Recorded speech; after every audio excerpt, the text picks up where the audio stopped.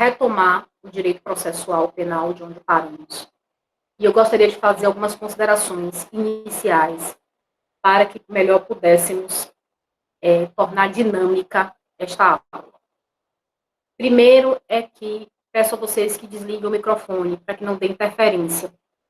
É só uma orientação que nós estamos obedecendo a necessidade de que o aluno desligue o microfone momentaneamente, porque ao final nós vamos permitir as perguntas e as dúvidas, e nós estamos aqui nesse sentido para ajudá-los, todos vocês. Depois é que, na próxima aula, a chamada, na verdade, assim, esta aula, a chamada já seria obrigatória, porque nós recebemos uma orientação para isso hoje. Mas como essa aula eu estou avisando a vocês, eu peço a vocês que no final da aula, todos vocês coloquem presente no final da aula, no chat, coloquem presente, sempre ao final da aula. Então, todas as aulas, nós vamos ministrar às quartas-feiras, às 18h15, todas as aulas. E vocês devem, ao final da aula, colocar presente no chat, cada um, porque esse presente escrito contará como presença, né? Contará para fazer a chamada. Nesta aula, eu já gostaria que vocês fizessem isso a título experimental, no final da aula, colocassem no chat presente, porque por essa ferramenta eu tenho de necessariamente fazer chamada, vocês sabem, né? Eu não sou muito regular nas chamadas, mas por essa ferramenta, obrigatoriamente, eu terei de fazê-lo, e vou fazê-lo através do chat. Então, no final, vocês colocam presente, para que eu possa verificar a presença de vocês. Todas as quartas, nós estaremos aqui até o retorno da aula presencial. Então, todas as quartas, nós cumpriremos essa obrigação. E eu vou mandar sempre o link pelo EAD. Sempre pelo EAD, porque eu ainda não baixei o universo, meu universo. Então, pelo EAD, eu vou sempre mandar o link. Então, quem tiver alguma dificuldade, me fale que eu posso mandar por WhatsApp também, que é uma ótima ferramenta de comunicação. Então, a questão dos microfones, a questão da chamada. Essa aula eu não contarei as ausências, mas eu gostaria que vocês colocassem, para que eu possa ter efetivamente demonstrado o número de alunos. Certo? E eu peço a vocês essa consideração, essa deferência em relação a mim. E gostaria de dizer que eu passei um fichamento para vocês. E, me parece, eu não me lembro exatamente se foi um fichamento, porque são muitas turmas. Mas eu passei uma atividade complementar. Essa atividade deve ser feita. E depois, na próxima quarta, eu vou enviar um e-mail, vou mandar aqui um e-mail para vocês. Vou dizer aqui o e-mail, para que vocês possam me enviar essa atividade. Que essa atividade, que é uma atividade complementar que vocês vão fazer, irá compor a nota do VT.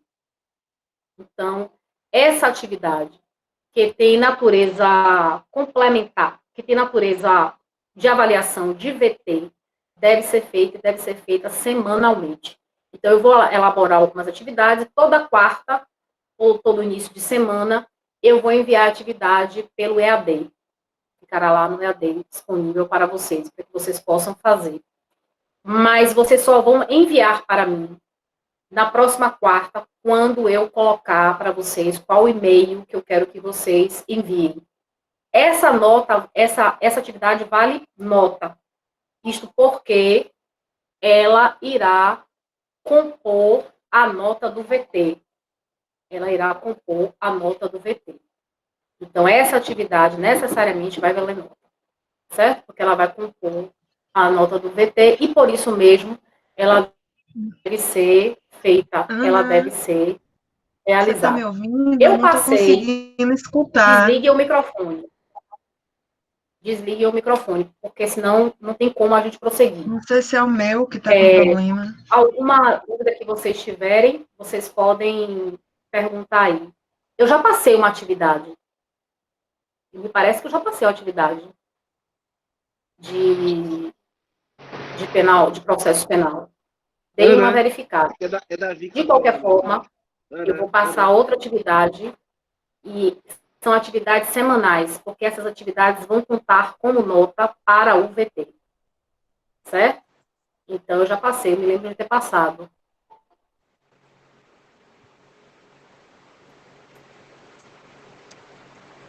Tem atividade no site. A minha conexão está ruim? A internet está ruim? Vocês estão me ouvindo, me vendo? Travando. E o vídeo cortando o áudio. É assim que a pessoa entra, fica ruim um pouquinho. Aconteceu comigo, mas eu já estou lhe ouvindo bem. Não tem problema, não. Acho que é um tempinho que é um delayzinho que está tendo. Como vocês orientam? Não sei. Não, continue falando normal aí, dando sua aula, que o pessoal vai conseguindo acompanhar. Só Certo. um pouquinho. Quem tiver muita dificuldade aí, escreve. Se estiver cortando muito. Pronto. Eu vou seguir a aula. Quem tiver dificuldade, escreve aí. Deixe somente eu aqui e corte o microfone aí para a gente poder melhorar o que for possível. Eu só quero que vocês me digam qual foi o último assunto para que eu possa retomar, porque eu realmente não lembro.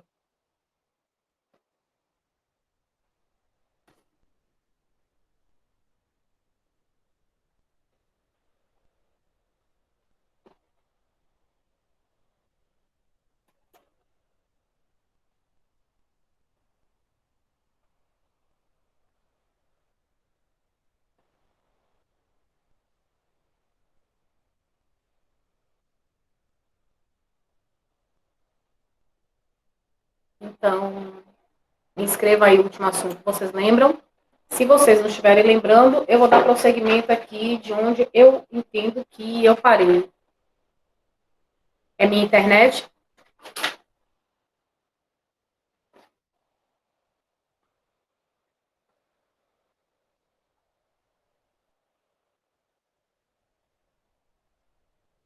Certo. É minha internet, então, que está ruim?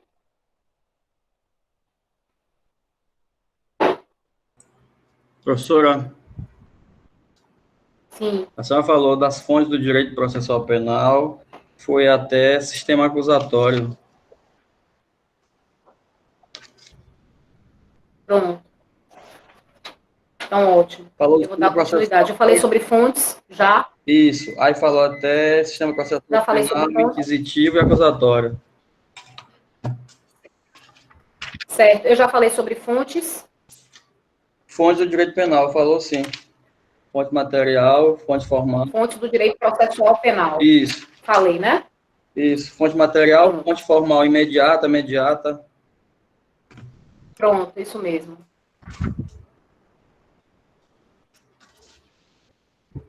Certo. Então, eu vou dar continuidade aqui. Quem tiver com muita dificuldade de conexão, pode escrever aqui que eu vou observar para poder melhorar, certo? Quem tiver com muita dificuldade de conexão, porque realmente a internet hoje está sendo muito, né? A gente sempre vai enfrentar esse. Bom, mas eu vou dar início às nossas considerações. Me avisem aí o horário, porque senão certamente eu vou falar e posso ultrapassar o horário. Bom, então, nós já falamos nas aulas anteriores sobre sistema processual penal. Dissemos naquela oportunidade que o regime político informa o sistema processual penal numa perspectiva de princípios regentes, de princípios norteadores que estarão estabelecidos na lei política fundamental, que é, por sem dúvida, a Constituição de cada Estado. Então, o sistema processual penal é informado naturalmente por regimes políticos. Por sua vez, esses regimes políticos deverão, em contrapartida, alimentar o sistema processual penal obediente a critérios principiológicos. Bem, nesta aula, nós vamos falar sobre o próximo assunto que está no nosso conteúdo programático, que é exatamente interpretação da lei processual penal. Em direito penal, nós também, naquela oportunidade, estudamos a interpretação do direito penal. Não me parece haver profunda diferença, profunda distinção entre a interpretação na esfera do direito penal, que é direito material, bem como no direito processual penal, que se trata de direito adjetivo. Ora, a interpretação processual deve ter início com o próprio conceito, que é interpretar. Interpretar é um exercício de hermenêutica que busca o sentido, a finalidade, o espírito da lei. A rigor, o intérprete é aquele que aproxima a lei da sociedade. Então, o intérprete fará um exercício através do qual ele aproximará a lei da realidade social.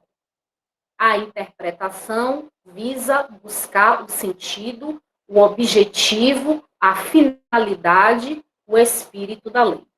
Com uma observação que aqui ganhará a forma de premissa, que é a seguinte: quando o intérprete busca interpretar a lei no sentido de obter a sua finalidade, o seu sentido, o seu espírito, ele não busca verificar a vontade do legislador. A vontade do legislador pode ser, como frequentemente é, a vontade da lei. O que nos importa aqui é identificar e reconhecer a vontade da lei, a voluntas legis, e não a voluntas legislatórias. Isto porque, uma vez que a lei é editada, obediente ao processo legislativo previsto na Constituição de 88, ela se emancipa, ela se liberta do seu próprio órgão constitucional elaborador. Portanto, numa perspectiva de liberdade, incumbe a nós, que somos intérpretes da lei processual, buscar o seu melhor sentido. E, invariavelmente, o seu melhor sentido é aquele que encontra como sendo imprescindível aplicá-la numa perspectiva de finalidade social. Então, a lei deve ser, quando aplicada, apta a atingir a sociedade. Por isso, toda lei, e em particular a lei penal e processual penal, necessariamente deve ser socialmente propositiva. Ora, a classificação pode também nos trazer um questionamento. Há um aforisma, um princípio, uma regra em latim que é estabelecida da seguinte forma: a lei clara não precisa ser interpretada. Este aforisma, se adotado num critério absoluto, num critério radical, num critério polarizado, pode levar a falsas inferências, falsas considerações. Exatamente porque a lei é clara, uma vez que ela necessariamente permite ser interpretada. O intérprete só alcançou a clareza do diploma legal exatamente porque ele exercitou a atividade hermenêutica, a atividade de interpretação. Senão, ele jamais chegaria à clareza, à clarividência, a esta objetificação da lei processual penal. Então, necessariamente, as leis, conquanto aparentemente claras, e podemos partir dessa premissa, nós devemos sempre exercitar e obedecer os mecanismos da hermenêutica, da ciência da interpretação. Porque uma lei clara, ela pode conter institutos, ainda por nós desconhecidos, que merecem melhor detalhamento, melhor reflexão, com base em critérios e métodos mais científicos. Então, conquanto partamos sempre de uma premissa que a lei escrita pelo legislador, ela deve ser clara, ela não deve ter contradições, ela não deve ser obscuras, ela não deve conter, eu diria, divergências. Ainda assim, é imprescindível a interpretação. Então, diante da lei, o estudioso do direito processual penal deve envidar esforços para melhor conhecer o diploma, até porque, mesmo a lei sendo clara, uma interpretação com obediência dos métodos pode levar a uma perspectiva outra que inicialmente não foi evidenciada pela lei, em que pese a sua clareza. Então, eu convido a todos vocês a iniciar o estudo de interpretação processual, primeiro estudando a interpretação, cuja classificação estabelece quanto à origem. Então, quanto à origem, ou quanto ao sujeito que realiza a interpretação, esta pode ser autêntica ou legislativa. Primeiro, nós estabelecemos o conceito de interpretação. Fizemos algumas considerações. Ultrapassado o conceito e as considerações, vamos estabelecer aqui uma classificação da interpretação. Esta classificação inicia a quanto à origem ou quanto ao sujeito.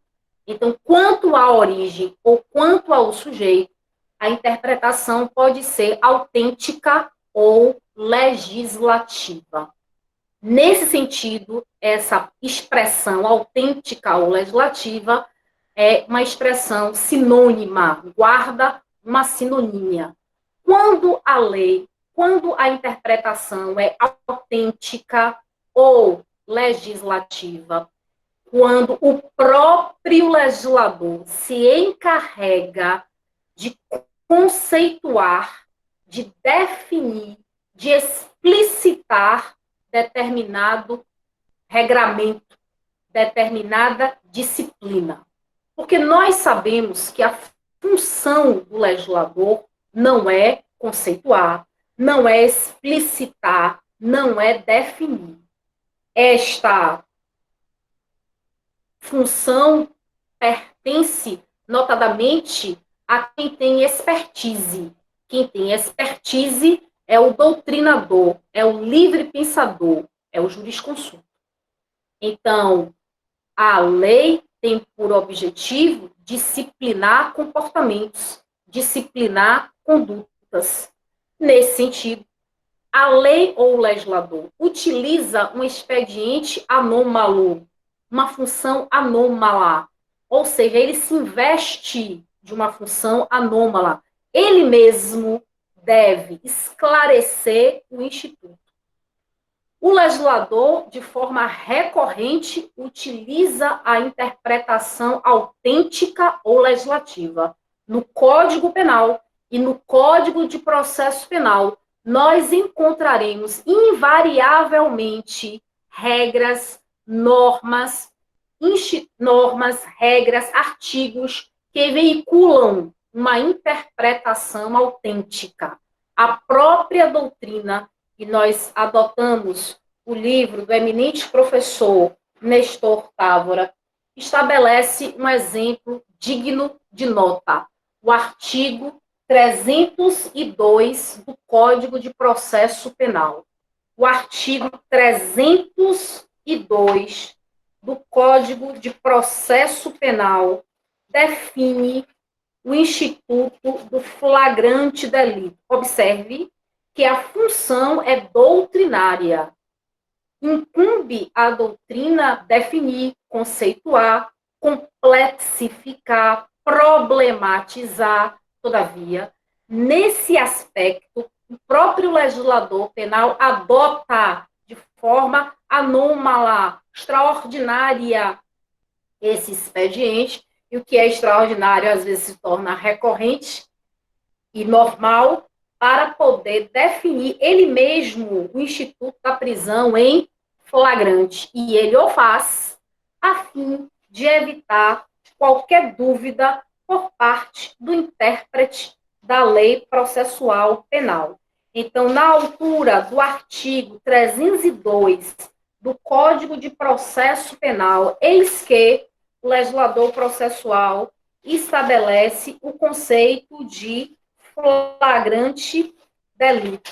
Considera-se em flagrante delito quem está cometendo a infração penal, acaba de cometê-la, é perseguido logo após pela autoridade, pelo ofendido ou por qualquer pessoa em situação que faça presumir ser o autor da infração. E, por último, é encontrado logo depois com instrumentos, armas, objetos ou papéis que façam presumir ser ele o autor da infração penal. Então, a rigor, caríssimos, este artigo seria como sendo uma descrição praticamente doutrinária. Todavia, o legislador processual adota o expediente, qual seja uma interpretação, boa noite, João, uma interpretação autêntica, a fim de evitar qualquer dúvida por parte do intérprete da lei processual penal, e em especial por parte dos órgãos jurisdicionais. Então, a doutrina mergulha na prisão em flagrante, problematizando o conceito que já está claro, explícito, evidente, demonstrado na altura do artigo 302 do Código de Processo Penal. A esta altura, embora seja tema de aulas posteriores, eu já gostaria de fazer alusão à prisão no Brasil. Em 2011, o ordenamento jurídico, no que tange a algumas disciplinas do Código de Processo Penal, foi profundamente modificado, foi profundamente alterado pelo legislador no ano de 2011. Então, quem estudou prisão até 2010, efetivamente, não tem conhecimento sobre a prisão. O conceito de prisão está no artigo 302, e nós estamos analisando e interpretando este conceito, 302 do Código de Processo Penal. E nós estamos analisando o conceito de prisão em flagrante e dizendo e afirmando e asseverando que, no artigo 302, o próprio legislador conceitua o que, convenhamos, é uma função anômala. Esta função seria uma incumbência da doutrina, mas o próprio legislador penal, o próprio legislador processual prefere conceituar o instituto e deixar que a doutrina problematize a respeito. Então, é um expediente anômalo, porque a função do legislador, nós sabemos disso, não é conceituar, não é definir, mas no artigo 302 define caso em que nós temos uma função anômala por parte do legislador processual. Então, o artigo 302 é um exemplo clássico, é um exemplo simbólico de todas as doutrinas do que é realizar, do que é fazer uma interpretação autêntica ou uma interpretação legislativa. É quando o próprio órgão elaborador da lei, que é a União, que tem competência privativa para editar lei processual, de acordo com o artigo 22 da Constituição de 88, ele próprio define o instituto, se antecipa a doutrina, a fim de evitar qualquer dúvida por parte do intérprete ou do órgão jurisdicional.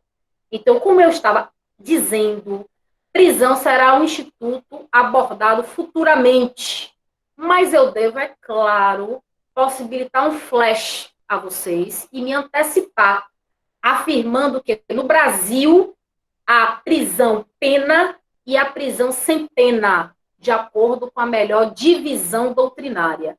A prisão pena é aquela resultante da sentença penal condenatória transitada em julgado, quando há o exaurimento das vias recursais, quando há o esgotamento das vias de impugnação legal. Então, ao início do processo de execução, com a consolidação, a afirmação da responsabilidade penal do autor do crime por parte do juízo de piso, do juízo condenatório. Nesse sentido, dá-se início ao processo de execução penal, que é um novo processo, regulado por uma outra lei, que não é o Código de Processo Penal. É a Lei 7.210, de 1984, lei que disciplina o regime de prisão no Brasil. Então, esta prisão pena é uma prisão que terá, é claro, como característica, rigor penitenciário. E ela é resultante, ela é fruto de uma condenação criminal transitada em julgado. Sentença condenatória tem como nota característica a aplicação de pena, que representa para o indivíduo uma reprimenda por parte do Estado. Esta prisão-pena é diferente da prisão sem pena. A prisão sem pena é a prisão processual. A prisão processual no Brasil é uma medida assecuratória, é uma medida acautelatória, ela é de cunho provisório e tem como objetivo assegurar, por exemplo, a ordem pública, tem como objetivo assegurar a ordem econômica, a instrução criminal, a aplicação da lei penal, ou também pode ser uma forma de exercício do poder de contenção do Estado. Então, eu tenho no Brasil a prisão sem pena, que é de cunho processual. E no Brasil, ela pode vir em 3 espécies: prisão em flagrante, prisão preventiva e prisão temporária. A prisão em flagrante, que é o objeto, neste momento, das nossas preocupações, é a prisão que decorre do exercício de defesa do Estado. É a primeira reação do Estado face ante ao crime. E deve ser exercida a sua condução, o seu enfrentamento pela polícia. E também pode fazer o cidadão, na hipótese, e estará exercendo os seus direitos, enfim, previstos, inclusive, no Código Penal, que é o exercício de um direito, porque a polícia deve prender, ou conduzir, melhor dizendo, em flagrante. E qualquer pessoa do povo poderá fazê-lo. A polícia estará no estrito cumprimento do dever legal e o cidadão estará no exercício regular de um direito. Então, esta prisão em flagrante, com maiores considerações, será objeto no futuro da nossa dedicação. No momento, ela é apenas um exemplo e está estabelecido no artigo 302 de como o legislador pode fazer uma conceituação, porque, a rigor, ele teria por objetivo disciplinar e não conceituar. Todavia, ele próprio se antecipa com receio de dúvidas por parte dos órgãos jurisdicionais ou dos intérpretes da lei, e ele próprio conceitua, ele próprio define, ele próprio delimita, ele próprio vai fazer uma lei onde ele propõe conceitos, onde ele expõe uma definição.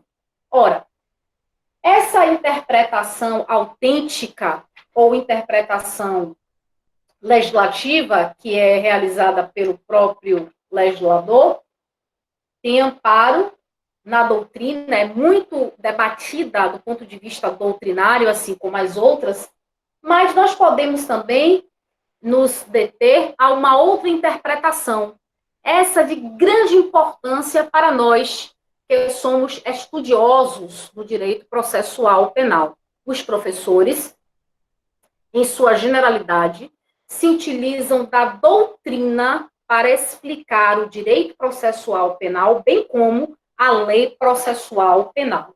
Então, nesse sentido, eu poderia dizer a vocês que o segundo modelo de interpretação é o modelo doutrinário ou modelo científico. O primeiro modelo nós já estudamos, é a autêntica ou legislativa. O segundo modelo é a interpretação doutrinária ou interpretação científica. A interpretação doutrinária ou interpretação científica é aquela oriunda da communis opinio doctorum. Vou repetir, porque é uma expressão em latim. Communis opinio doctorum significa a opinião em comum dos doutores da lei. Então, os doutores da lei emitem uma opinião, realizam um ente de convencimento a respeito de determinado instituto. Nesse sentido, eles, portanto, formam opinião. Nós aqui ministramos aula de direito processual penal inspirados na communis opinio doctorum. Realizamos uma interpretação científica do direito processual penal, ou uma interpretação doutrinária, que é aquela que se debruça nos livros, nos comentários dos doutrinadores. E o que nos convence não é a autoridade de quem emite a opinião, mas a congruência da opinião, a lógica da opinião, a força da opinião. É o que nos convence, não é a autoridade de quem brota, mas sim como esta opinião é exposta, como esta opinião é respaldada. Essa opinião tem amparo, sobretudo porque toda interpretação deve ser realizada à luz de princípios constitucionais. Não há falar mais em uma interpretação meramente técnico-jurídica, pois essa interpretação seria uma interpretação pedestre. E nós temos a obrigação, por evidente, de verticalizar o exercício da interpretação, e nós só fazemos isso ante o balizamento dos paradigmas valorativos, garantistas de justiça social, de equidade, de democracia, que estão preceituados na Constituição de 88. Portanto, a interpretação doutrinária é aquela que problematiza, é aquela que discute, é aquela que investiga, é aquela que perquire, é aquela que pesquisa o conteúdo da lei. Mas ela não permanece no conteúdo da lei.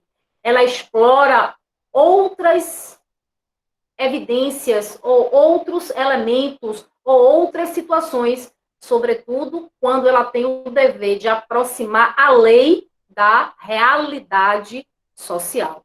Então, nós sabemos que o direito é uma ciência cultural e que cultura consiste no ato de modificação do homem dentro da sociedade. Então, nessa perspectiva, uma interpretação doutrinária, uma interpretação científica, é uma interpretação que se estrutura dentro de um patamar epistemológico, dentro de um patamar dogmático, com respeito às classificações, às categorias, às divisões, aos elementos jurídicos. Mas não só temos uma interpretação doutrinária ou científica, ganha espaço, e eu diria um espaço hoje completamente consolidado, o espaço para a interpretação judicial ou jurisprudencial.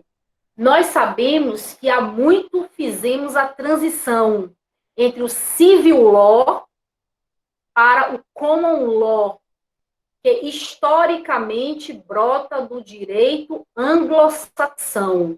E, portanto, em nosso ordenamento doméstico, se estabiliza por completo a força do precedente judicial.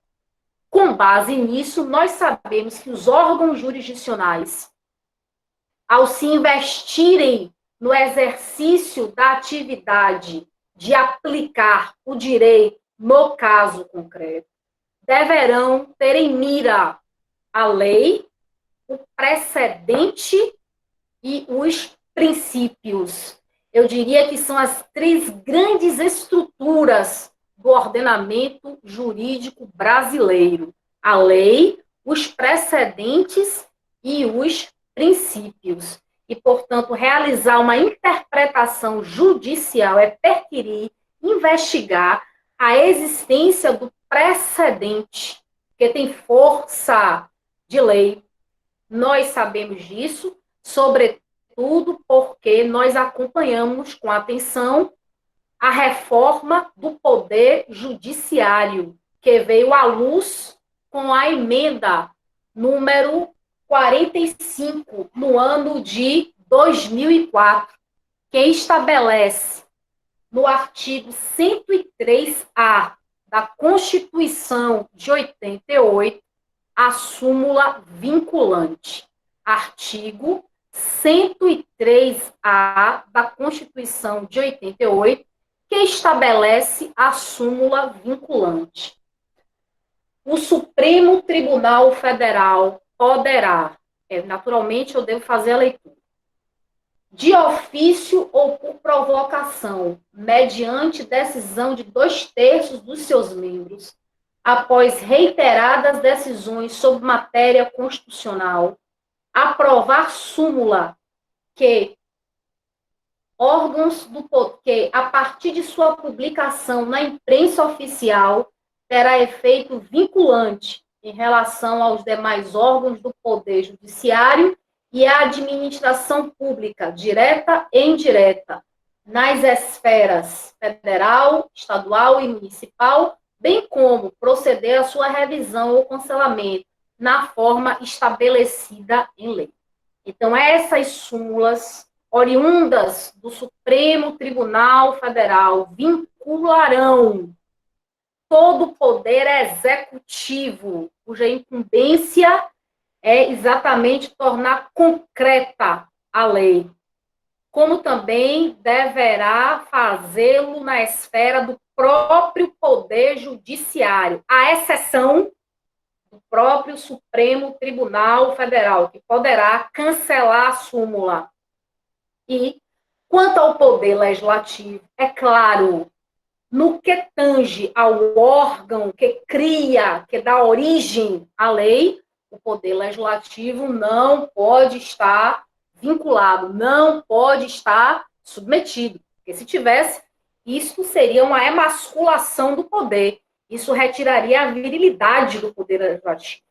Mas no que tange a sua estrutura administrativa, então, o Poder Legislativo está submetido nessa parte, nesse quinhão, às súmulas vinculantes. Então, quando eu for perguntado, o Poder Legislativo é submisso às súmulas vinculantes? Em parte. Em parte. No que tange ao órgão que edita a lei, não. No que tange a isso, não. Por causa da independência de que o próprio Legislativo é aquele que tem a incumbência constitucional e o poder de criação, e o poder predominantemente, como nós sabemos, democrático, fruto de uma vontade majoritária. Todavia, no que pertence à sua estrutura administrativa, sim, ele está obrigado a acompanhar, a observar, a obedecer às súmulas vinculantes. Então, uma interpretação judicial é aquela que observa a força do precedente, ou uma interpretação jurisprudencial é aquela que observa que decisões reiteradas e uniformes, debruçadas sobre a mesma matéria, têm força de lei, se equiparam à lei. E, portanto, todos nós, órgãos jurisdicionais, tribunais, devemos observância, devemos deferência, devemos, portanto, a aplicação ao caso concreto para a realização de algo maior, que é, naturalmente, a experiência jurídica. Então, está aí a interpretação quanto à origem ou quanto ao sujeito. Ela pode ser autêntica, pode ser doutrinária e pode ser judicial. Isto nós encontramos em todas as doutrinas processuais. E, no particular, ao doutrinador que foi ofertado a vocês a leitura desde o início do semestre, que nós adotamos a doutrina do eminente professor Nestor Tá.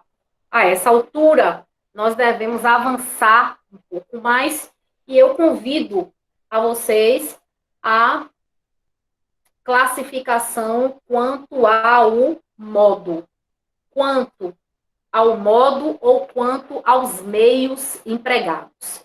Então, estou em outra classificação da interpretação, que é a segunda classificação, porque a primeira é quanto à origem, e nós já esgotamos.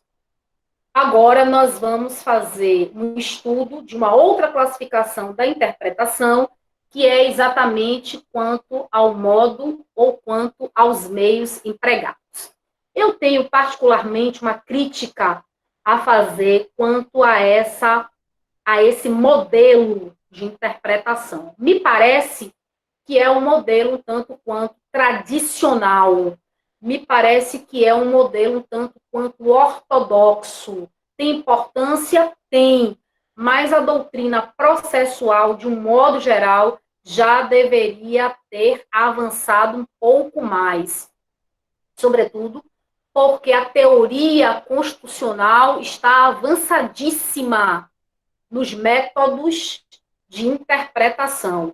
Então, nós poderíamos avançar um pouco mais na interpretação, porque, nesse sentido, eu poderia ter algo mais vertical na interpretação.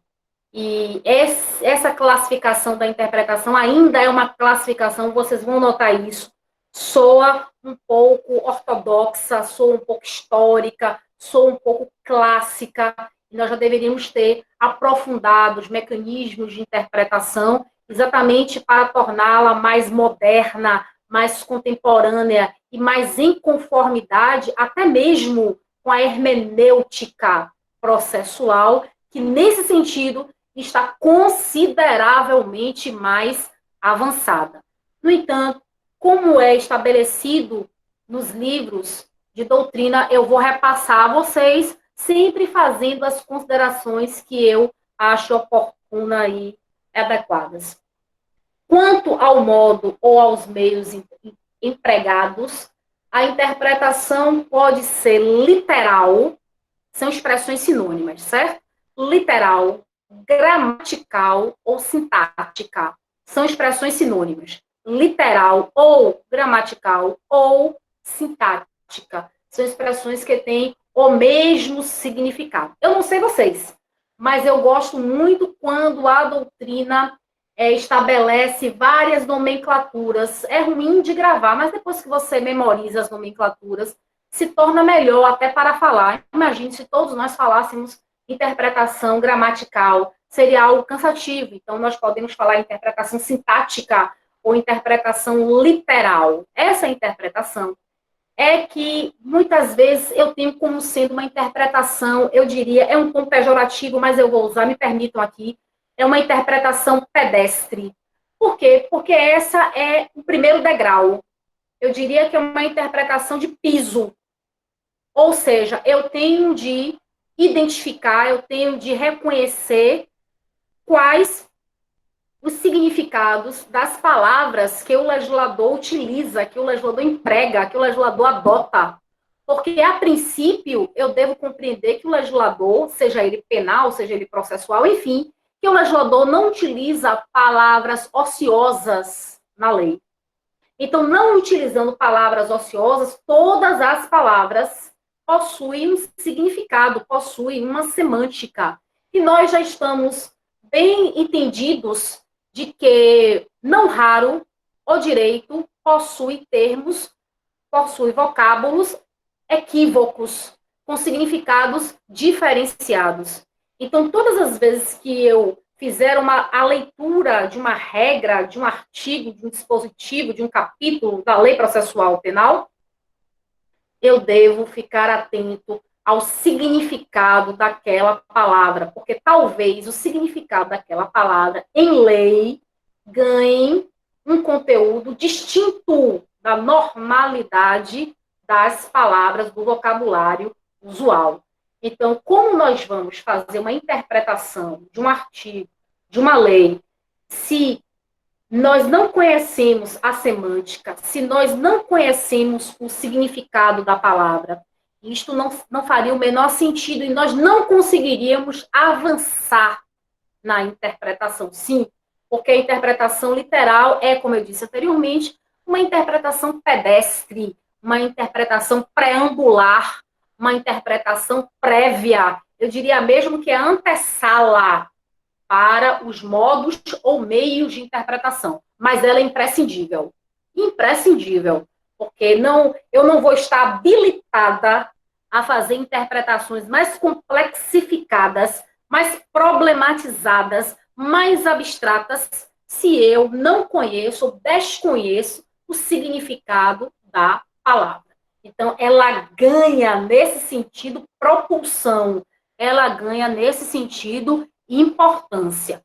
Então, nós não podemos ficar preguiçosos e sempre e invariavelmente recorrer ao vocabulário jurídico. Principalmente porque tem uso de vírgula, tem uso... E esse uso de vírgula, esse emprego de vírgula, nós sabemos, sugere pausa, e nós sabemos que necessitamos de uma atenção, portanto, na ortografia, na gramática, enfim. Nessa situação, nós podemos encontrar, portanto, cometer graves equívocos se não soubermos esse mecanismo, não dominarmos ou estivermos familiarizados com esse mecanismo preliminar. Mas, a par da interpretação literal, uma outra interpretação tem a literal, logo embaixo tem a interpretação teleológica. E parece que vocês estão enormemente familiarizados com esses mecanismos que vêm das lições preliminares do direito. Aqui nós vamos repetir, é claro, dando mais atenção a aspectos processuais.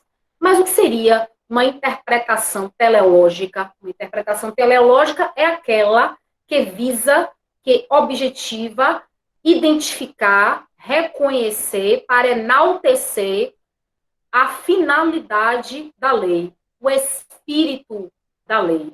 Isto é uma interpretação teleológica. É uma interpretação que gira em torno de buscar a finalidade da lei, que, como eu disse anteriormente, não se confunde. E eu diria que é desejável que não se confunda com a vontade do legislador, pois teremos de ter uma lei emancipada do seu sistema de nascimento, completamente emancipada, para que ela adquira a possibilidade de ser aplicada dentro de uma experiência humana, em que ela possa se relacionar com essa experiência de maneira, eu diria, profunda, de maneira harmônica e, é claro, propositiva. A lei tem de propor, a lei propõe, e deve ser assim, no sentido de modificar as experiências, de consolidar as experiências, ou até mesmo de extinguir uma experiência, de alterar uma experiência, de impedir uma experiência, mas ela sempre deve repercutir no mundo jurídico nesse sentido. E esta repercussão, muitas vezes, é grave. Eu estou me reportando à esfera do direito penal, à esfera do direito material, porque a lei processual visa aplicar o direito penal. Então, essa experiência já ganha um grau, por si só, de dramaticidade, de gravidade. E, por isso mesmo, é uma experiência tensa, é uma experiência profunda. Porque o direito penal cuida-se do direito de punir. Então, buscar a finalidade de uma lei processual é reconhecer dois paradigmas. O primeiro é a finalidade imediata da lei processual penal, que se consubstancia na aplicação do direito penal. Não é na aplicação da pena pura e simplesmente, mas na aplicação do direito penal, porque eu posso ter mecanismos de extinção da pena, como, por exemplo, as causas extintivas de punibilidade, que estão preceituadas no artigo 107 do Código Penal. E eu devo ter em atenção, e isto é muito relevante, que a finalidade do direito processual penal, isso nós devemos cercar a lei processual penal dessa finalidade, é buscar a pacificação dos costumes sociais. Não é no sentido apenas de apaziguamento. Alguém poderia entender, eu quero apaziguar. Não é isso, ou não é só isso. O apaziguamento é uma decorrência natural da pacificação. Mas essa lei processual tende a ajudar a consagrar um grau de satisfatividade das pessoas que protagonizaram o conflito de interesses. Esse grau de satisfatividade que a lei processual penal deve estar atenta a garantir. Porque em todo o século XX, nós conseguimos atingir, e em boa nota, eu diria mesmo, excelente nota, o paradigma da segurança. O nosso processo penal é um processo seguro, porém, nós não garantimos o seu caráter temporal. Ou seja, nós temos segurança, mas em longo tempo. Nós temos que garantir a segurança num breve tempo, para que eu atinja a satisfatividade e gira em torno do bem jurídico. Colocá-lo à disposição daquele que pede, daquele que solicita, daquele que deseja, que ambiciona, que tem interesse e pretensão à tutela jurisdicional. Então, esse sentido teleológico é muito importante. Tem algumas pessoas, alguns pensadores que têm vergonha de dizer, porque buscam o espírito da lei. A lei tem espírito? Me parece que sim. Me parece que sim, porque é o que anima a lei, é o seu espírito. Nós o reconhecemos quando analisamos o seu sentido. Porque se nós ficarmos numa interpretação literal, a letra mata, não é assim? E o espírito que torna algo vivo. Até porque, caros, direito é uma ciência de aplicação. Direito é uma ciência de aplicação.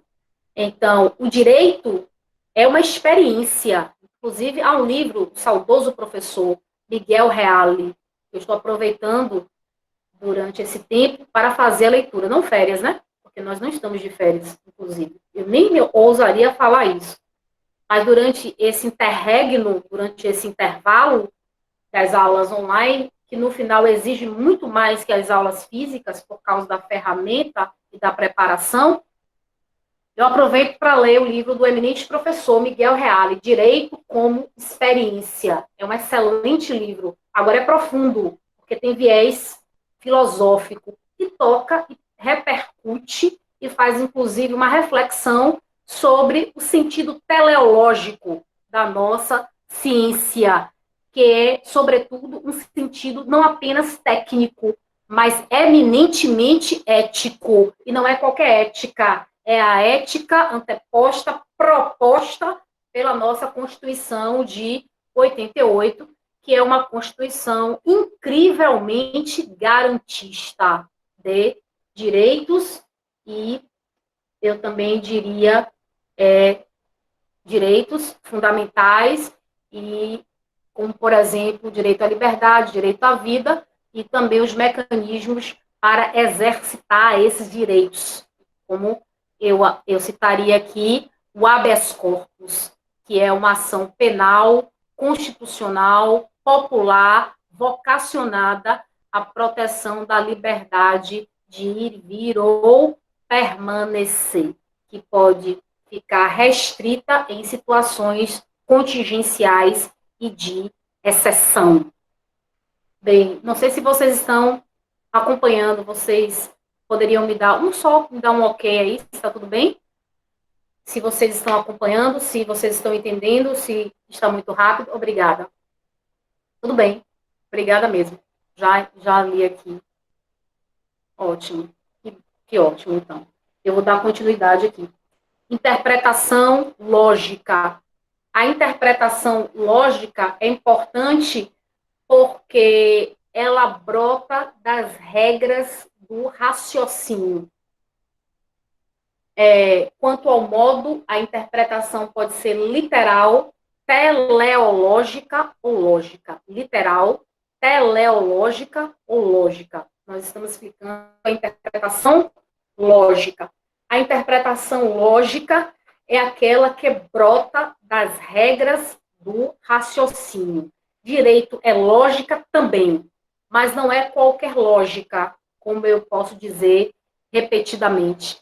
É uma lógica pura, é uma lógica fina, é uma lógica sofisticada, é uma lógica extremamente depurada. Então, ela não permanece, esta lógica, no senso comum, tampouco no bom senso.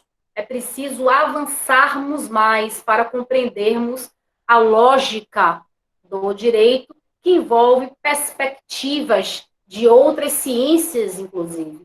Porque a ciência do direito é uma ciência ou pluridisciplinar.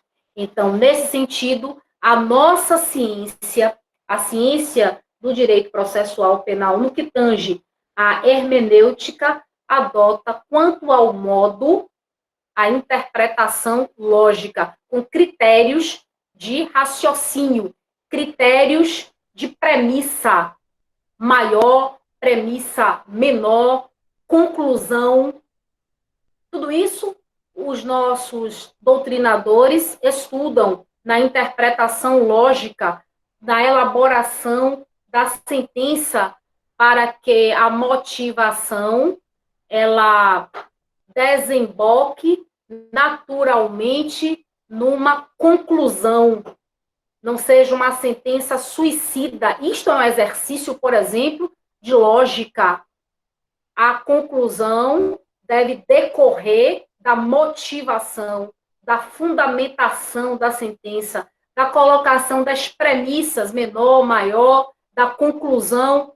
Isso tudo deve se depreender do exercício com critérios de raciocínio, com critérios de cognição, com estudo de premissas e com a posição de uma conclusão que revele estas premissas. Então, tudo isso faz parte de uma interpretação que eu diria lógica, que é uma interpretação com o primeiro traço de lucidez, é o primeiro traço de evidências, é onde se permite compreender os indícios, as condições preliminares, as condições preambulares e se depreender conclusões, se depreender consequências, retirar consectários dentro dessa esfera lógica.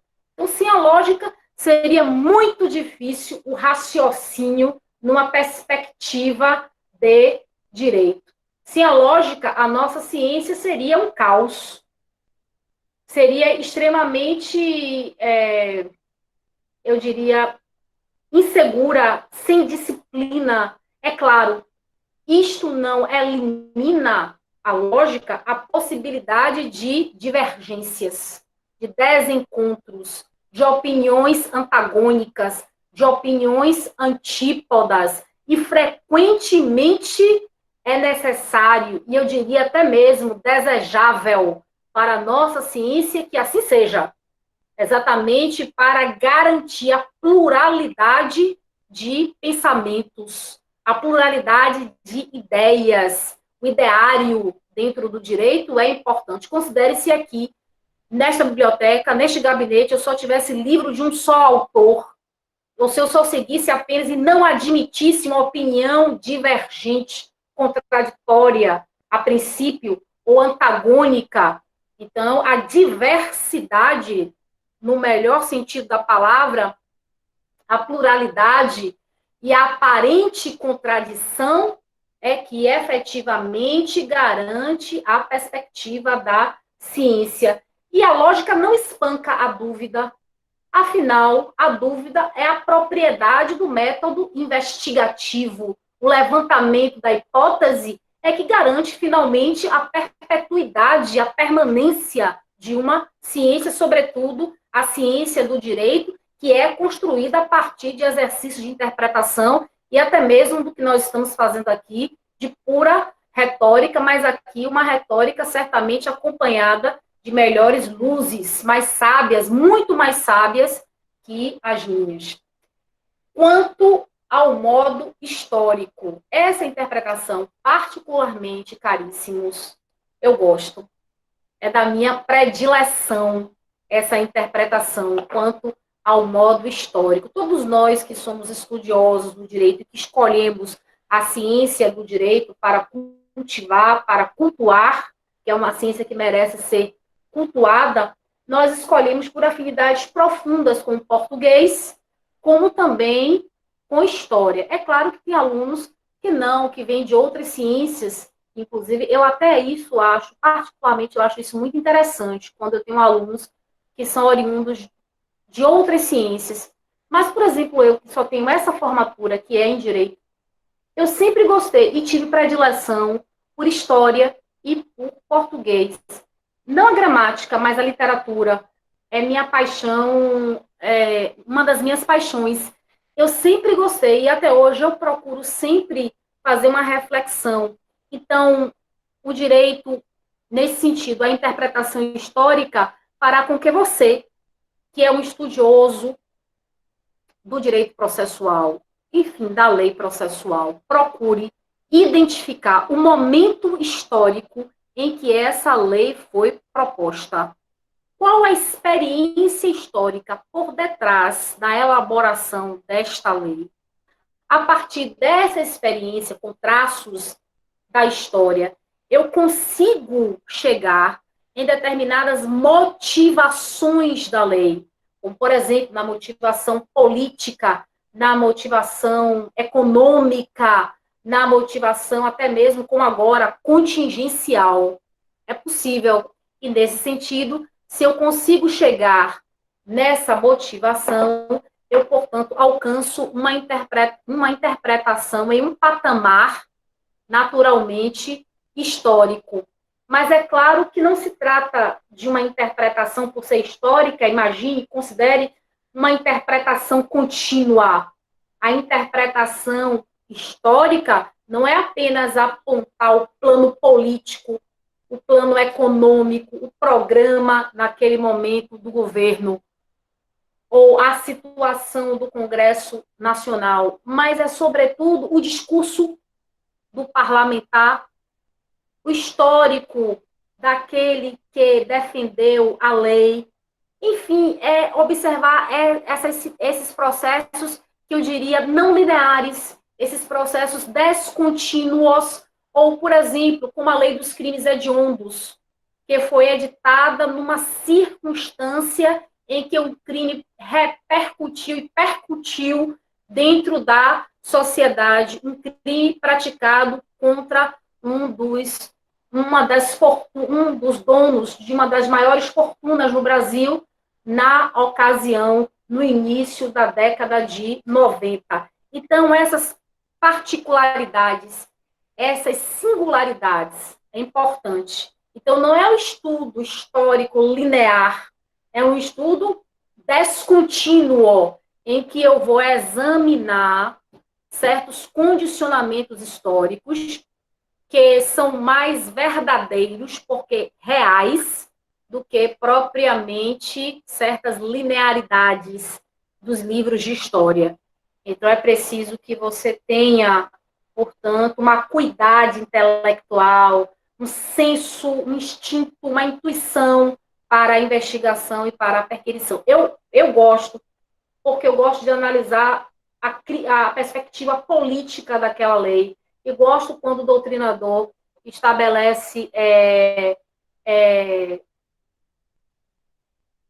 estabelece as questões pontuais da lei no sentido de uma postura crítica, no sentido de uma postura politizada. Nós estamos aqui no livro de Nestor Távora, no ponto referente à interpretação quanto ao modo. E eu já passo aqui para a última espécie de interpretação quanto ao modo, porque eu já falei sobre interpretação literal, teleológica, lógica, histórica, interpretação sistemática.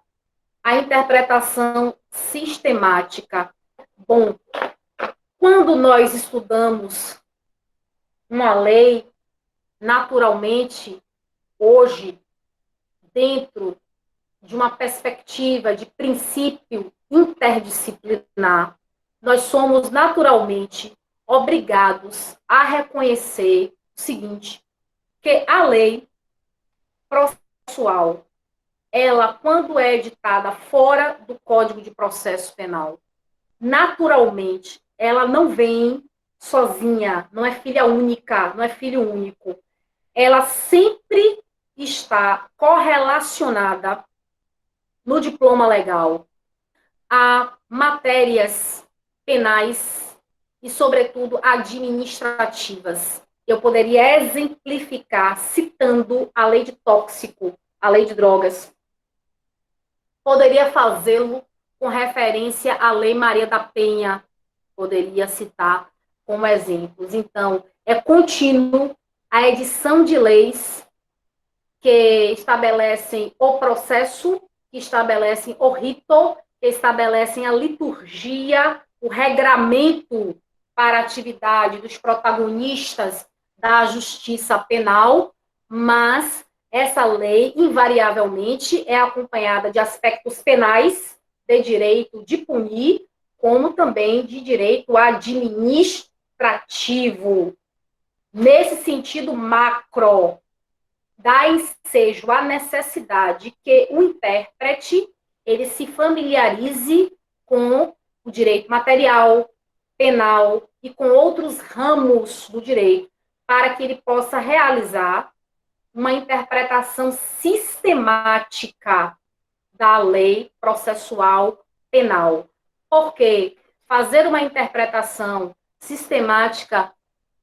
Alguém colocou aí alguma coisa? Eu não entendi. Porque fazer uma interpretação...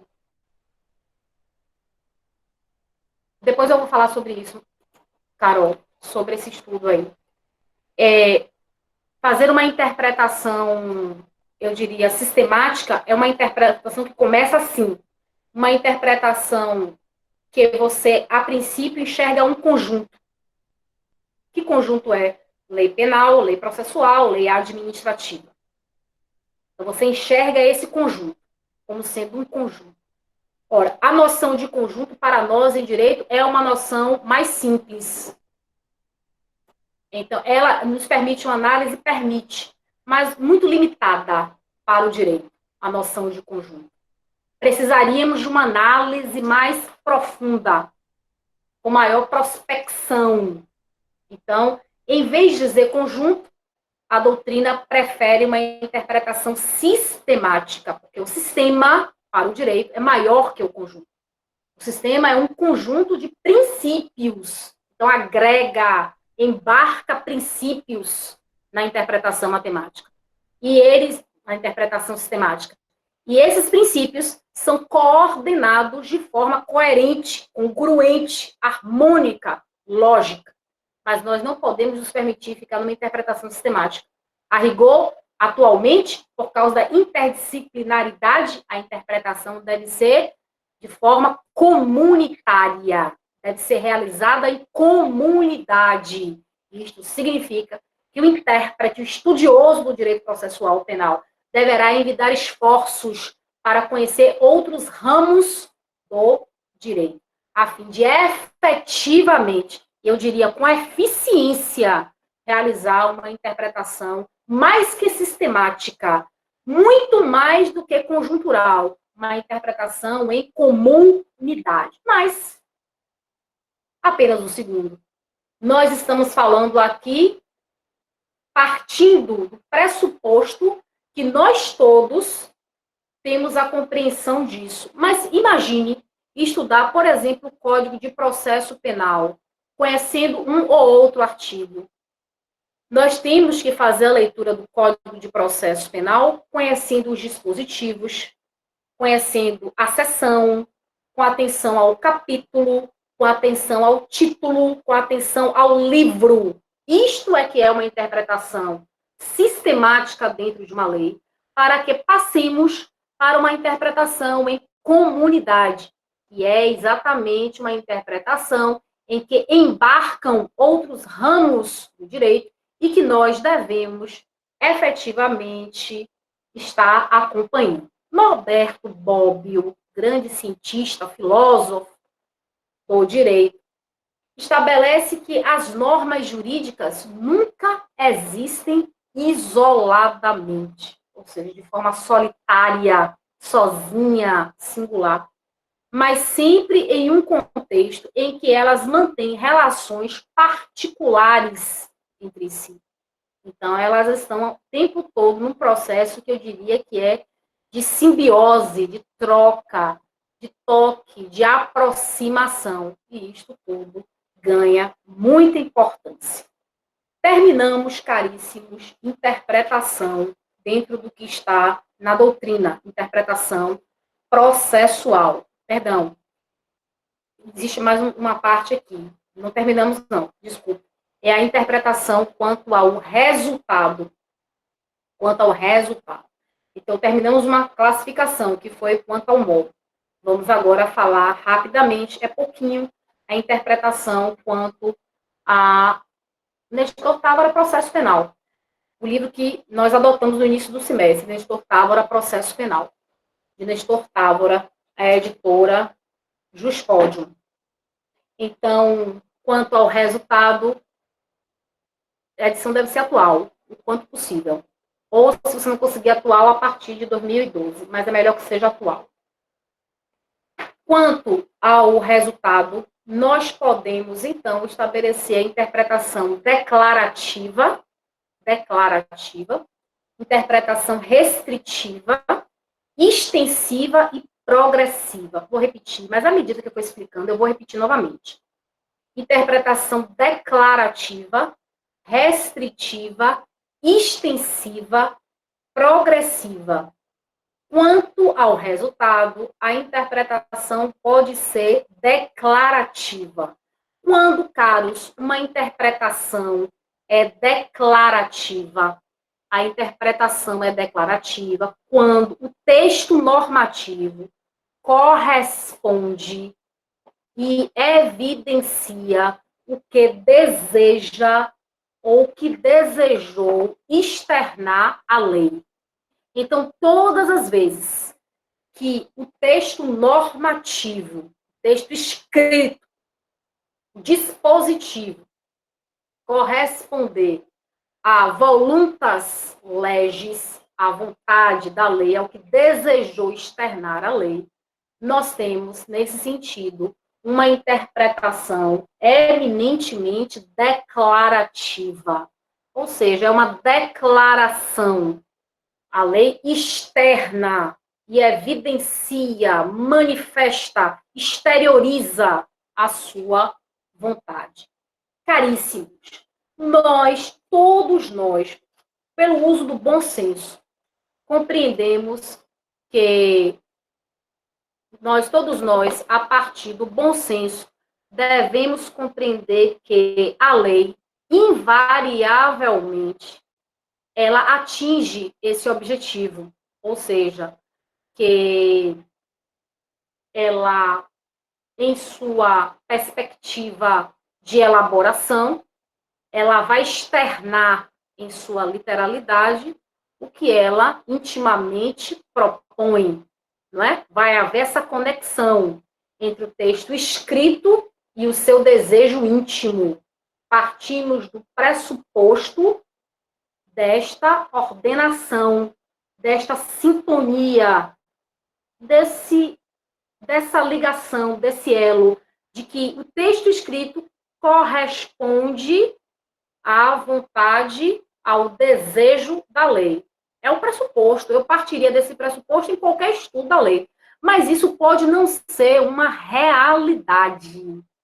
É o que se quer, é o que se tenciona, é o que se deseja. Mas, muito provavelmente, isso não se consubstancia numa realidade. Nem sempre há um compromisso de que o texto de lei reflita peremptoriamente o desejo da lei. Ao revés, nós encontramos situações de obscuridade, situações contraditórias, situações omissas, nesse sentido, que se impõem as variáveis, os métodos de interpretação, exatamente para colmatar lacunas, emendar determinadas nódoas, determinados vícios, ou fazer uma interpretação de acordo com a performance da teoria constitucional, conforme a Constituição.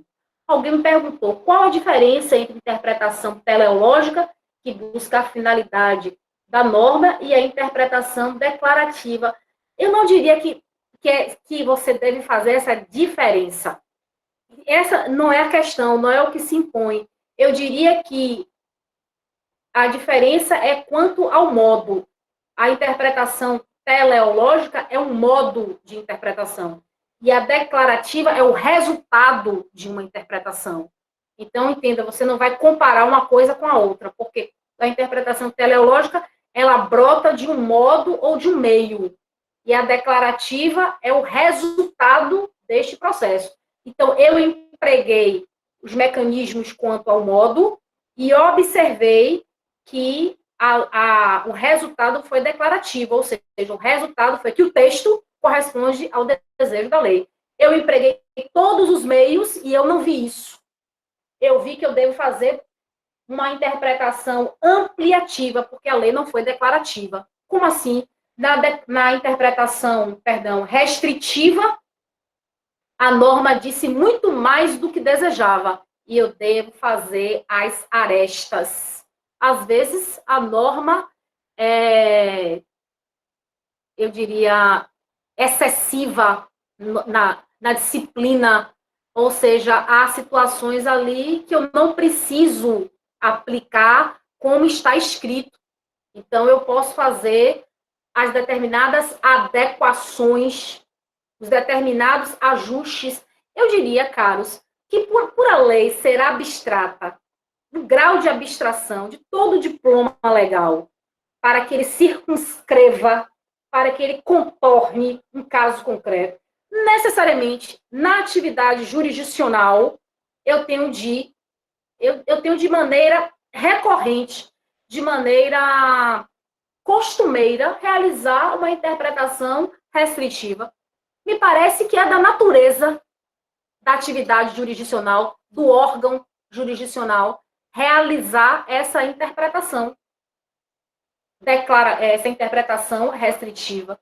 É da índole, da natureza da atividade jurisdicional. Quem não faz uma interpretação declarativa, quem não faz restritiva, quem não faz os determinados ajustes, as determinadas acomodações, as determinadas adequações para que a lei possa melhor ser acomodada, melhor ser ajustada ou adequada, vestida ao caso concreto.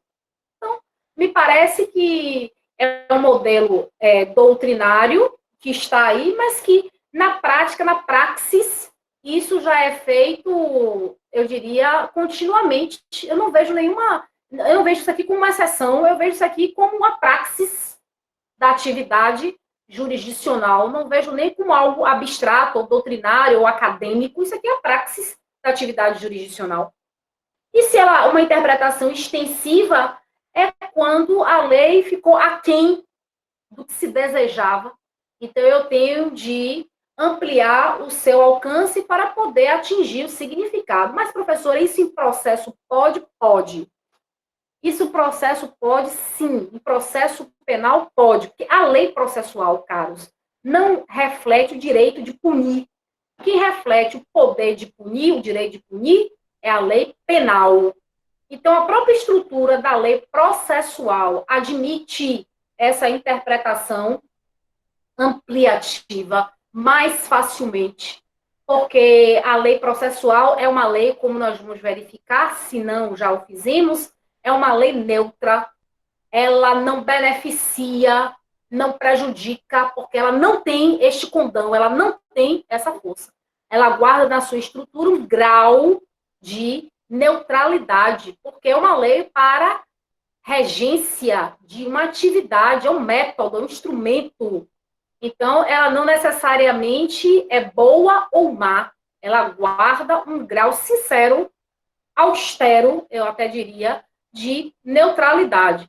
Quem faz essas intervenções na economia da liberdade, na economia moral do homem, sem dúvida, é a lei penal, que é a mais drástica intervenção do Estado na experiência humana. Sem dúvida, é a lei penal, que é uma lei de controle social efetivo, porque a pena também é um exercício de coação psicológica. Eu não pratico crime porque eu tenho receio, eu tenho medo de sofrer ou de padecer as consequências da infração penal, que é, sem dúvida, a pena.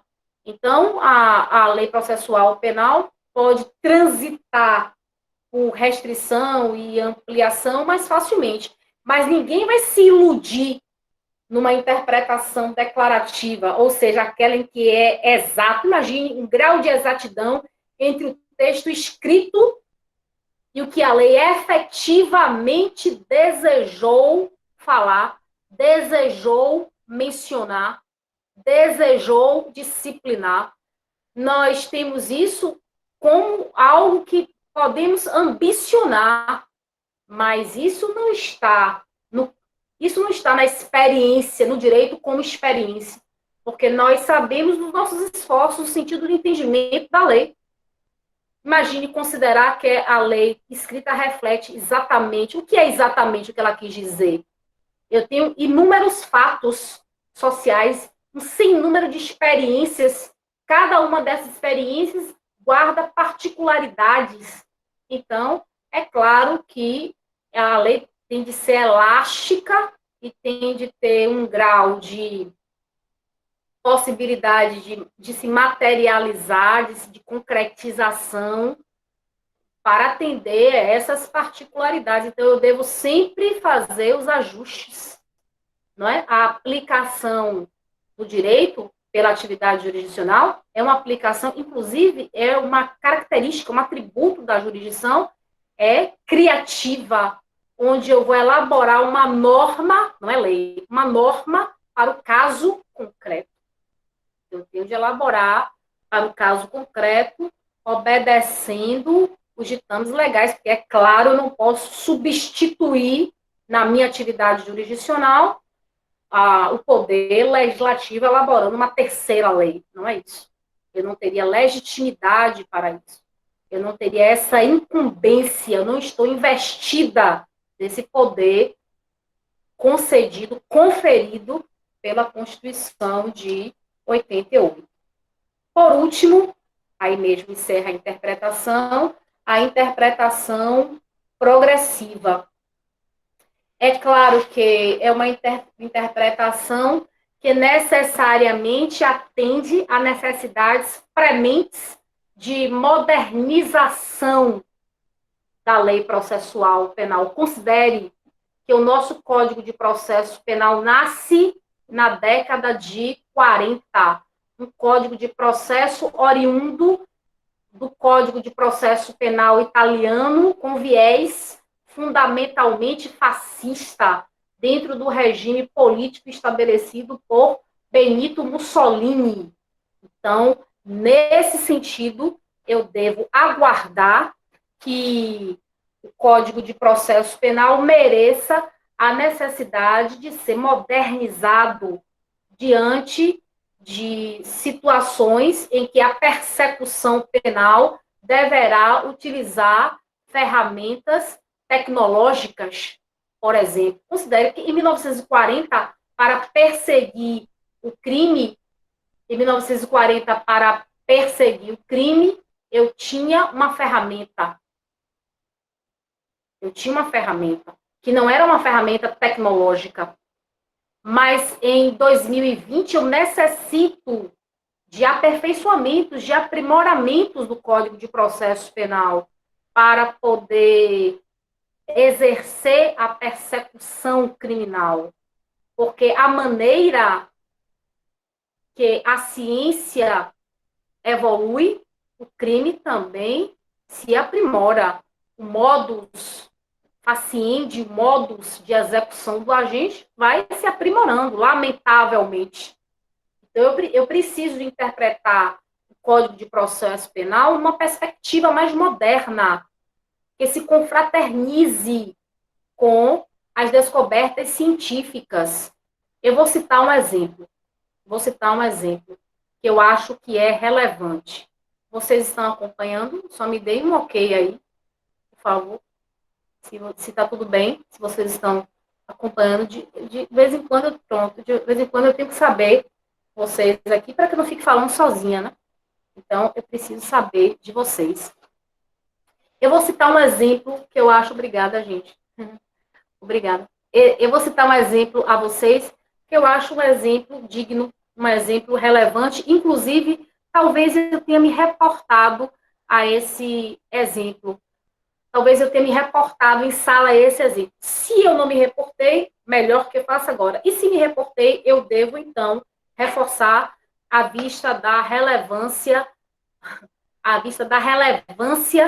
desse entendimento, desse novo entendimento, desse ente de convencimento que foi subscrito por toda a doutrina. Eu diria a vocês o seguinte, que na década de 40, no que tange ao delito de homicídio, e até, vamos imaginar, a década de 80, para a demonstração a existência material do crime de homicídio, que é um crime não transeunte, portanto, deixa vestígio, deixa objeto material, deixa expressão material,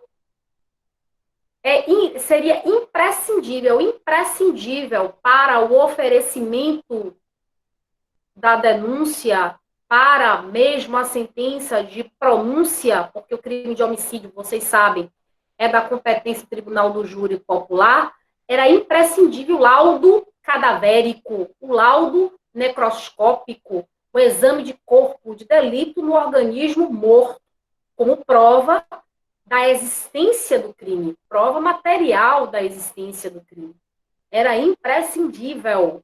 Mas com a evolução da ciência do direito, sobretudo com uma sociedade de cultura de mudanças, com novos paradigmas tecnológicos, e eu diria mesmo que percutiram no mundo jurídico, atualmente é possível a realização do Tribunal do Júri Popular sem que exista o cadáver. Caso clássico, porque reconhecido, eu diria mesmo simbólico, eu diria mais, um caso emblemático, o caso Elisa Samúdio, em que foi realizado o Tribunal do Júri Popular, sem, contudo, a existência de cadáver. Então, nós temos aí a contraprova de que, pese a inexistência de cadáver, se existirem dentro do processo um regime probatório harmônico, um regime probatório congruente, uma prova extreme de dúvida, isto habilita o Tribunal do Júri Popular a se debruçar sobre a causa. Então, nesse sentido, é que o processo penal, nesse sentido, é que o processo penal atualmente está avançado. E essa interpretação dinâmica torna o processo penal congruente com essa sociedade de profundas mudanças que nós vamos experimentar daqui a pouco. Então, o processo penal, a lei penal, por mais que ela tenha sido elaborada em outro século, metade do outro século, ela se impõe uma interpretação moderna. Mas para realizar uma interpretação moderna, eu tenho de ter o auxílio de outras ciências, porque o processo penal não pode, como nenhuma outra ciência pode, permanecer isolada numa torre de marfim. Isto seria uma falta de senso, seria uma falta de coerência, e certamente o processo penal se perderia, seria a sua morte, seria o seu falecimento. Nós não queremos isso. Ao contrário, queremos vivificá-lo, mas, é claro, numa perspectiva sempre garantista, numa perspectiva equânime, numa perspectiva moderna, numa perspectiva que possa ultrapassar essas situações que são, eu diria, anacrônicas, ou seja, antigas e, portanto, atrasadas, eu diria, retrógradas, que ainda estão estabelecidas no nosso Código do Processo Penal. Aí teremos que ter espírito de visão, teremos que ter, portanto, uma inteligência, uma intuição, um grau de percepção para poder modernizar essas leis enquanto elas não são revogadas e o sistema estabelece novas leis. Isso é um exercício de interpretação, por isso que se impõe essa interpretação adaptativa, essa interpretação que é chamada de progressiva ou interpretação evolutiva. Mas o que não pode ser feito é o juiz, o órgão jurisdicional, a escusa ao fundamento de realizar uma interpretação progressiva, evolutiva, adaptativa, elaborar uma outra lei diferente. Não pode, porque ele não tem legitimidade. O investimento do poder estatal, para ele, é com outro objetivo, qual seja a atividade jurisdicional e não a elaboração de lei, porque para essa investidura é necessário a ocupação de mandato político. Eu espero que vocês tenham entendido essa interpretação e eu não sei que horas são, vocês podem me dizer aí, porque eu não sei olhar aqui o relógio, também não quero mexer muito na tela, porque, pronto, 8 horas, obrigada, gente, eu só vou iniciar aqui a lei processual penal no tempo e abrir aí o microfone para que vocês possam fazer considerações. Ou, aliás, eu acho que já está de bom tamanho. Eu vou abrir para vocês fazerem as considerações, as perguntas, se vocês tiverem perguntas sobre o tema. E na próxima aula nós vamos falar sobre outros assuntos. Dizer a vocês que eu passei uma atividade para que vocês fizessem. Essa atividade deve estar no EAD, nesse espaço aí de vocês. E vocês devem fazer, porque essa atividade vai compor a nota do VT, certo? Atividade 1, Davi está aqui lembrando. Eu passei, façam. Na próxima aula, pronto, tá assim. Na próxima aula, eu vou dizer o e-mail que vocês devem enviar. Porque toda semana eu tenho que passar a atividade para vocês.